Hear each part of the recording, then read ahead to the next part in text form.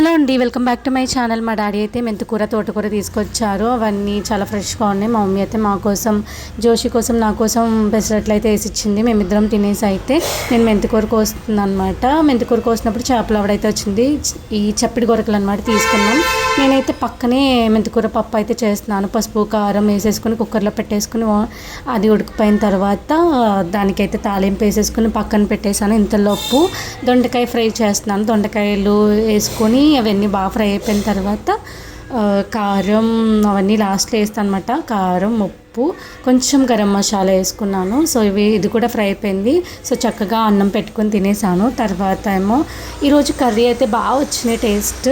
Next వచ్చి బట్టలు ఉతికాను. కాసేపు అయ్యాక బట్టలు ఉతికేసుకొని ఆరేసేసాను మొత్తం అన్నీ. ఇందులోపు నేను జోషి అయితే పార్లర్కి వెళ్ళొచ్చాము బయటికి. సో ఇది లిప్ బామ్, ఇంకా జోషి కోసం కొన్ని స్నాక్స్ అయితే తీసుకున్నాను. ఈ బ్యాగ్ నేను తీసుకున్న షాప్ దగ్గర అయితే అన్నీ ఫ్రెష్గా ఉంటాయండి. మరమరాలు కానీ, చెకోడీలు కానీ, బిస్కెట్స్ కానీ, ఇంకా చిప్స్ కానీ ఇవన్నీ తీసుకుంటాను ఎప్పుడు వాళ్ళ దగ్గరే. సో మా డాడీ కోసం అయితే ఇంతలోపు మా మమ్మీ ఫిష్ కర్రీ ప్రిపేర్ చేస్తుంది. చూడండి ప్రాసెస్ అయితే. ఆనియన్ పేస్ట్ వేసుకొని బాగా వేగిపోయిన తర్వాత దాంట్లోకి మిర్చి, కరివేపాకు వేసుకోండి. చాలా బాగుంటుంది కరివేపాకు ఫ్లేవర్ కూడా.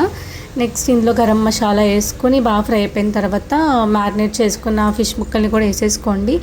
గరిటె మాత్రం పెట్టకండి, ఇలానే చేసుకోవాలి. అందులో కొంచెం వాటర్ వేసుకుని అయిపోయిన తర్వాత లాస్ట్లో కొంచెం కొత్తిమీర వేసుకోండి.